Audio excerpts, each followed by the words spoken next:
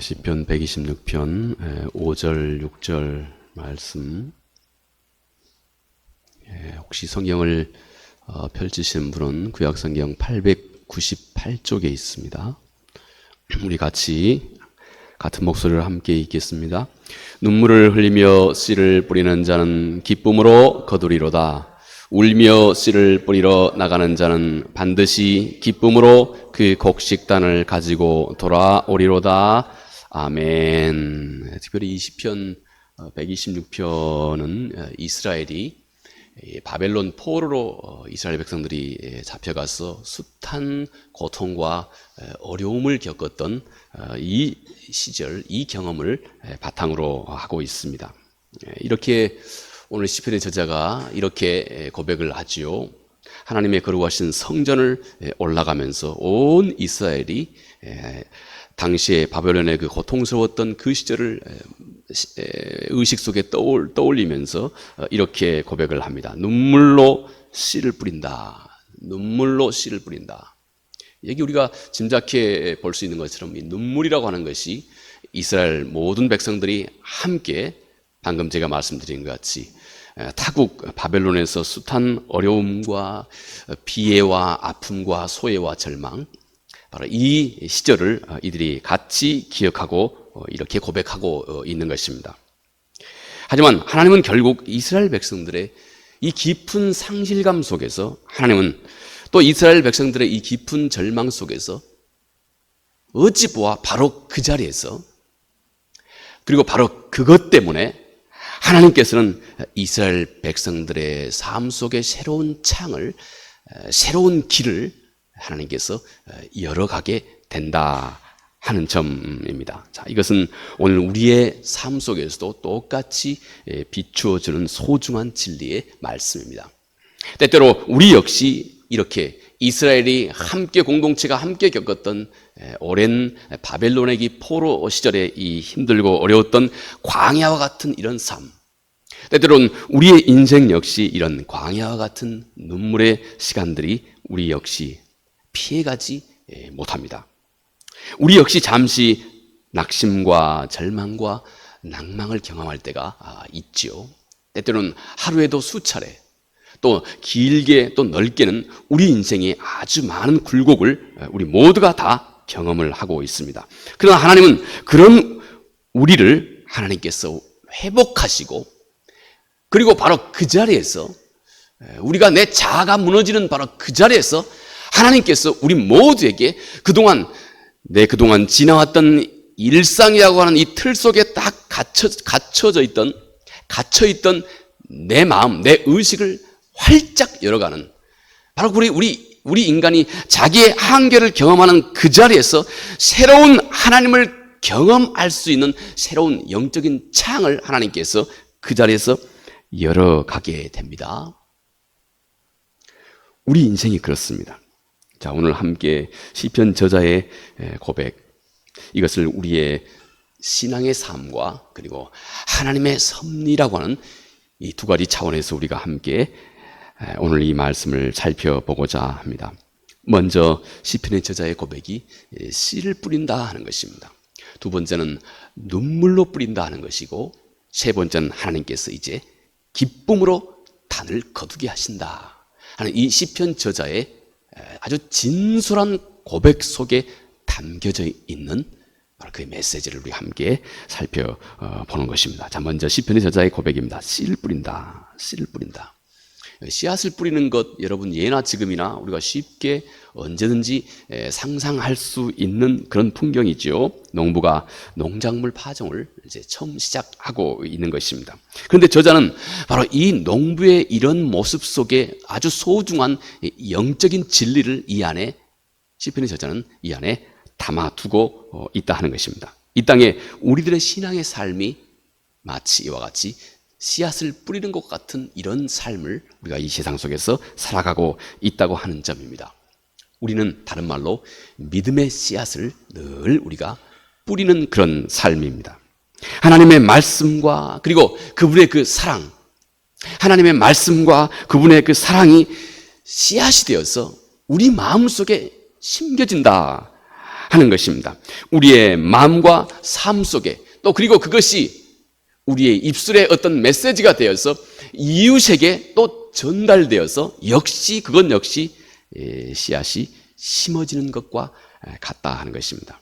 성경이 전하는 진리의 말씀, 그 한마디 한마디는 생명의 씨앗입니다. 그 말씀을 씨앗으로 우리는 우리의 마음에 담기 시작하는 것입니다. 더도 말고 덜도 말고 똑같이 그 씨앗과 같습니다. 땅에 뿌려지는 이 씨앗, 이것이 똑같이 하나님의 말씀을 우리는 우리 마음속에 받아들이고 있는 그 이치와 똑같다 하는 것입니다. 성경은 하나님의 말씀의 이 씨앗, 너희는 심령이 가난한 자가 복이 있다.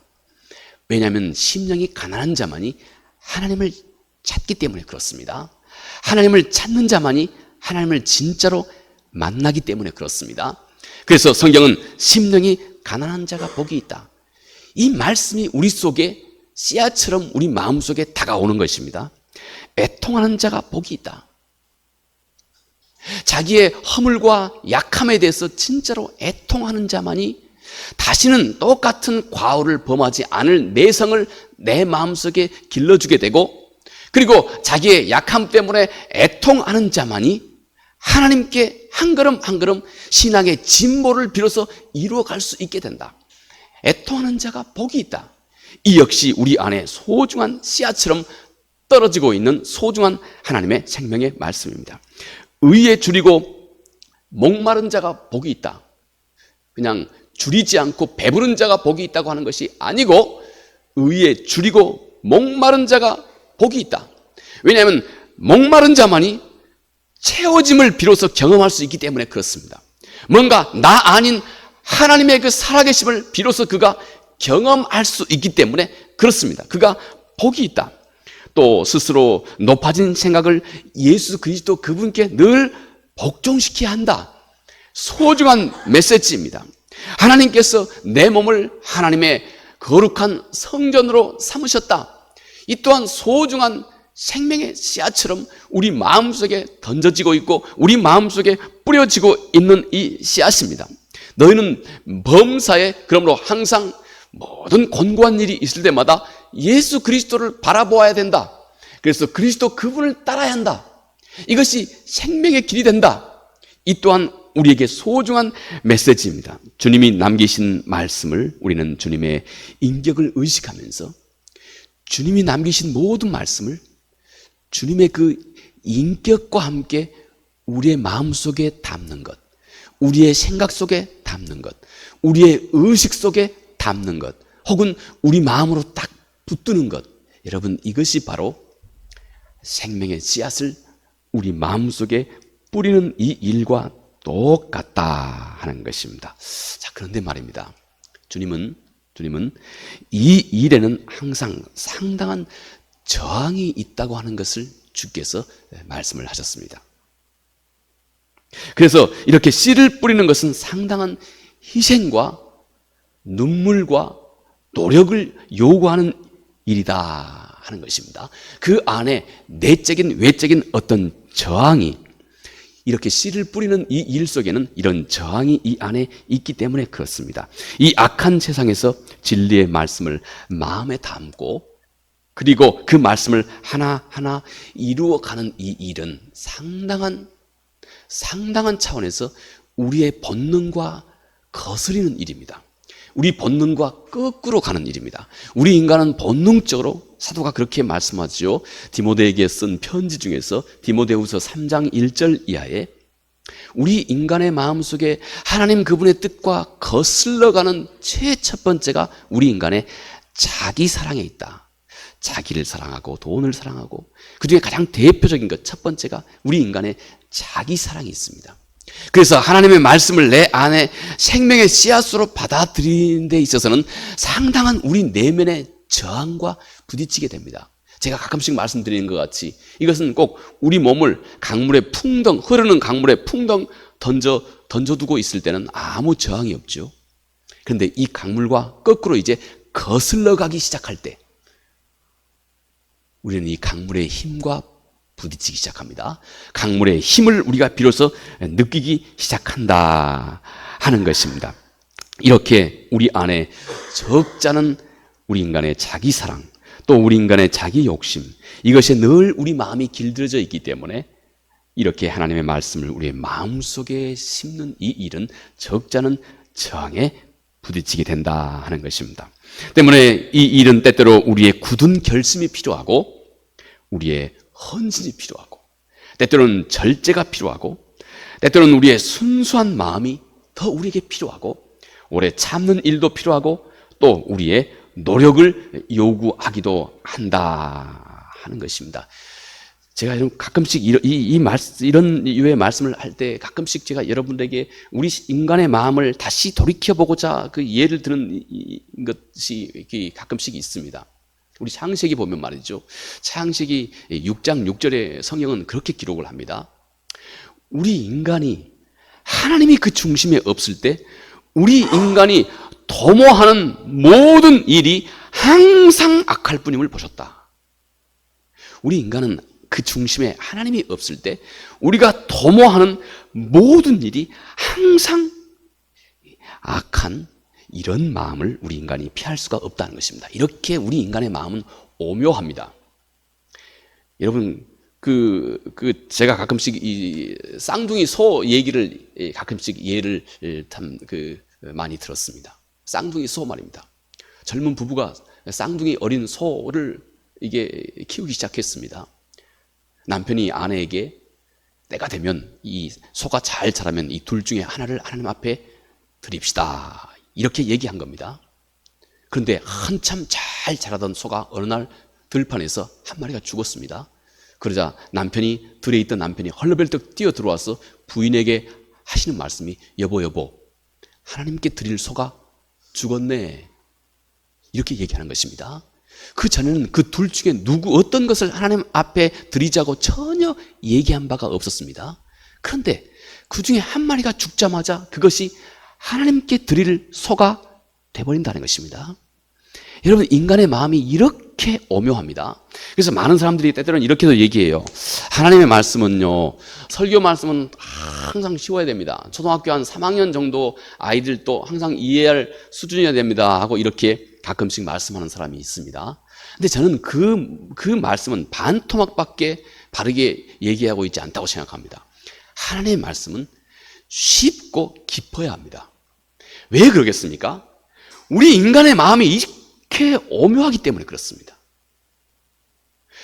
그 전에는 전혀 둘 중에 어떤 것을 하나님 앞에 드리자고 전혀 얘기한 바도 없지만 우리 인간의 마음은 둘 중에 하나가 결격 사유가 있자마자 곧 그것이 하나님께 드릴 소가 서로 둔갑시켜주는 아주 오묘한 우리 인간의 자기 중심의 이기심이 우리 인간의 마음속에 자리하고 있습니다. 그런데 그곳에 하나님의 진리의 말씀을 그런 내 자아가 온전히 굴복할 수 있을 정도의 능력으로 그의 마음속에 심겨지기까지는 얼마나 하나님의 말씀이 오묘하고 깊어야 하겠습니까? 하나님의 말씀은 늘 이와 같습니다. 그러나 여러분, 우리가 이렇게 하나님의 말씀을 우리 마음속에 생명의 씨앗으로 심는 이 일이 진정한 우리들의 희망과 유일한 소망의 길이 됩니다. 자, 우리가 씨를 이렇게 뿌린다면 그 씨앗은 뿌린 농부에게 아직은 잘 보이지가 않습니다. 그런데 이미 뿌려진 그 씨앗 속에 생명이 들어가 있습니다. 그래서 씨앗을 뿌리자마자 이미 그 농부는 그 씨앗 그 자체가 가지고 있는 생명 때문에 씨앗을 뿌리자마자 농부는 그때부터 소망을, 희망을 갖게 됩니다. 이것이 바로 이 씨앗과 농부의 관계라고 할 수 있습니다. 여러분, 씨앗은 이렇게 하나님의 말씀을 우리의 마음속에, 내 마음속에 하나님의 말씀을 내가 딱 중요한 말씀으로 딱 붙드는 순간부터 이것이 말씀이 뿌려지는 것입니다. 내 마음속에 뿌려지는 것입니다.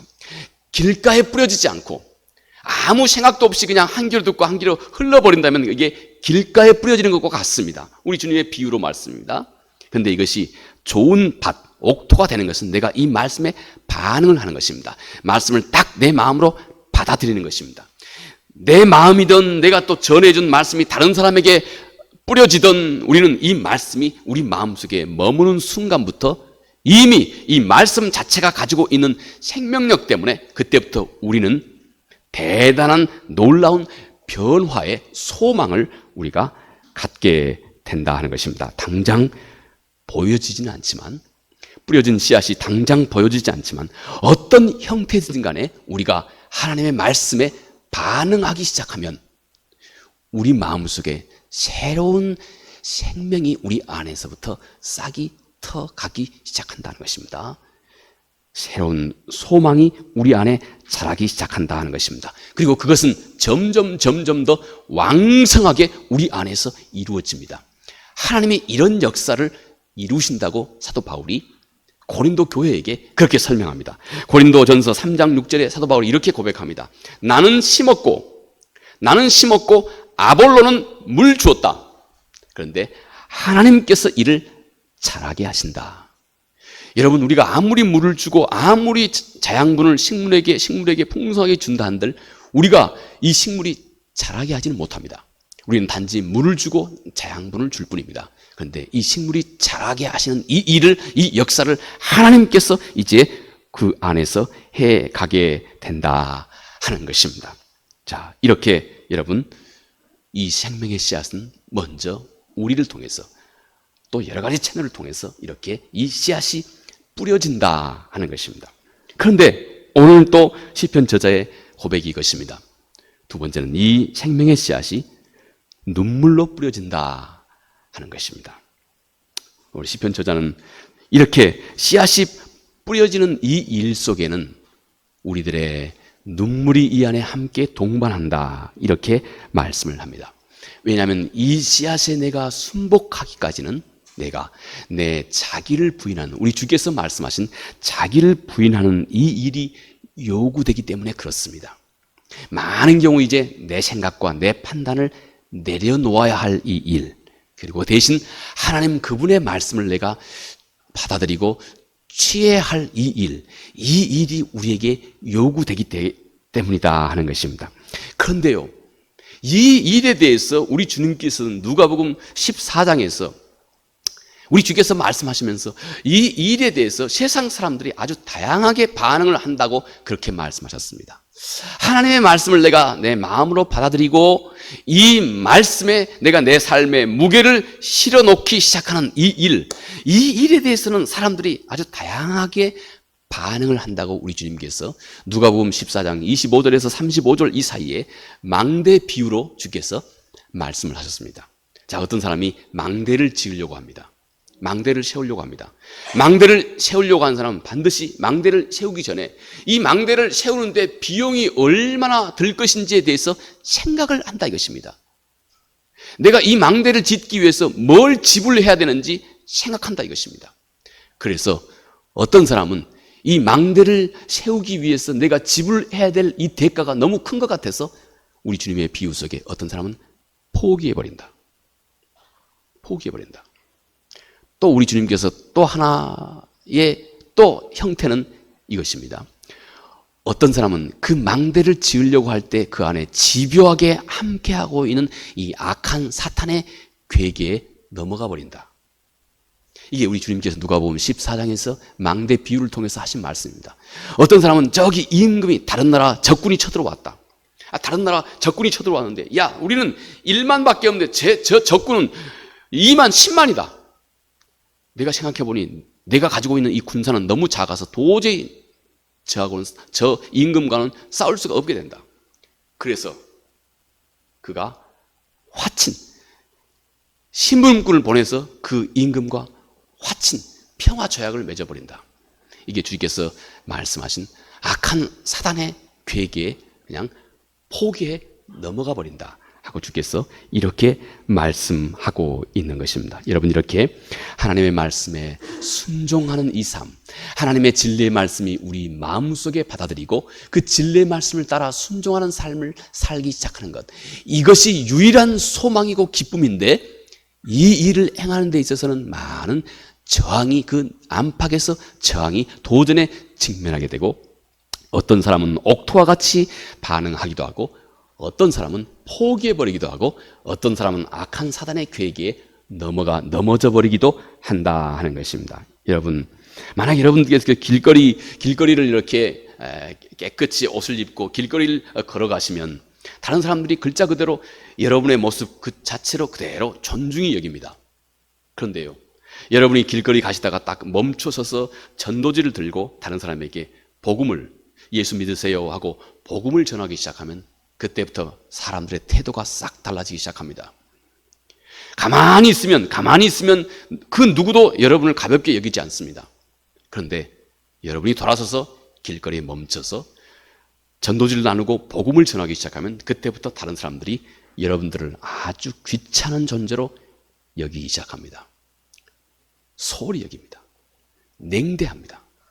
아예 저쪽에서부터 눈살을 찌푸립니다. 아예 대놓고 무시해버리기도 합니다. 어떤 사람은 아예 손으로 이렇게 해버리기도 합니다.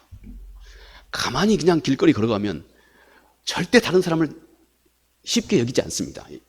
여러분을 다른 사람이. 그런데 여러분이 복음을 들고 이상하게 이 생명의 진리를 전하는 자리에 여러분이 딱 숨과 동시에 그때부터 많은 사람들이 당신을 푸대접하는 이런 일들이 이 세상 속에서 벌어진다 하는 것입니다. 그래서 여러분 늘 이렇게 진리의 씨앗을 심는 이 일에 있어서는 우리들의 눈물의 뿌림이, 눈물이 이 안에 함께 동반한다 이렇게 말씀을 하고 있는 것입니다. 여러분, 이렇게 씨앗은 항상 눈물로 뿌려진다고 이렇게 시편의 저자가 말씀하고 있습니다. 하나님의 말씀이 나의 완악한 마음 속에 뿌려질 때에도 너무나 자기 중심으로 길들여져 있는 우리 인간의 마음은 하나님의 말씀에 절대 호락호락하지 않습니다.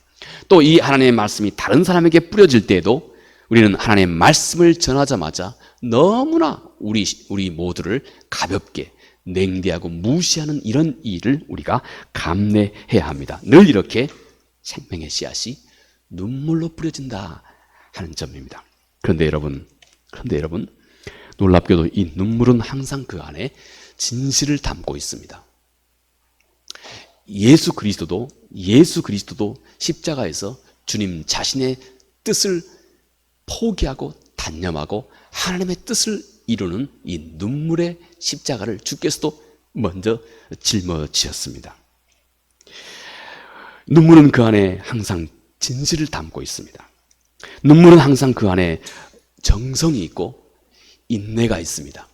그래서 이 눈물은 하나님 보시기에도 가장 어찌 보아 쉽게 이해하기 쉽게 눈물은 하나님의 마음을 가장 쉽게 감동시키는 그런 우리 사람의 도구이기도 합니다. 왜냐하면 이 눈물은 그 안에 진실이 있고 또 정성이 있고 사랑이 있기 때문에 그렇습니다. 눈물은 자기 단념이 그 안에 있습니다. 자기 부인이 있습니다. 그래서 눈물은 내 강구가 하나님 보시기에도 합당하게 만들어줍니다. 이것이 여러분 눈물의 힘입니다. 그래서 너희는 그렇게 눈물의 씨앗을 심으라 이렇게 말씀을 합니다. 자, 이때 시편의 저자가 담대하게 이렇게 하나님의 약속을 우리에게 전해주고 있습니다. 마지막, 너희는 기쁨으로 거두게 된다. 기쁨으로 거두게 된다. 여러분, 이것이 전능자의 약속입니다. 기쁨의 탄생과 함께 너는 언젠가 그 수확을 거두게 된다. 이렇게 말씀을 합니다. 여러분, 우리가 고난 중에 있다면 우리는 그 자리에서 가장 값진 것을 하나님 앞에 심을 수가 있습니다. 고난 중에서 가장 순수하고 진실하고 깨끗한 것을 우리는 하나님 앞에 항상 그 고난의 중심에서 우리는 하나님 앞에 심을 수 있기 때문에 그렇습니다. 고난의 중심에서 우리는 하나님 보시기에도 합당할 정도로 가장 아름다운 것을 가장 순수하고 그리고 가장 절실하게 하나님 앞에 심게 됩니다.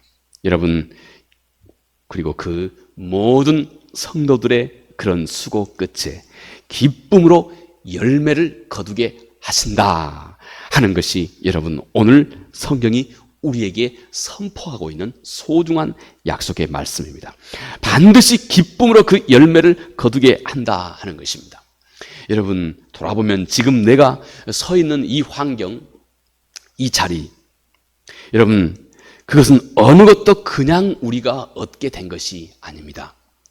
오늘 우리가 서 있는 이 자리에서 편안하게 웃고 오늘 한날의 내 삶을 살 수 있다면 여러분, 그것을 위해서 누군가가 눈물로 심어놨기 때문에 그렇습니다.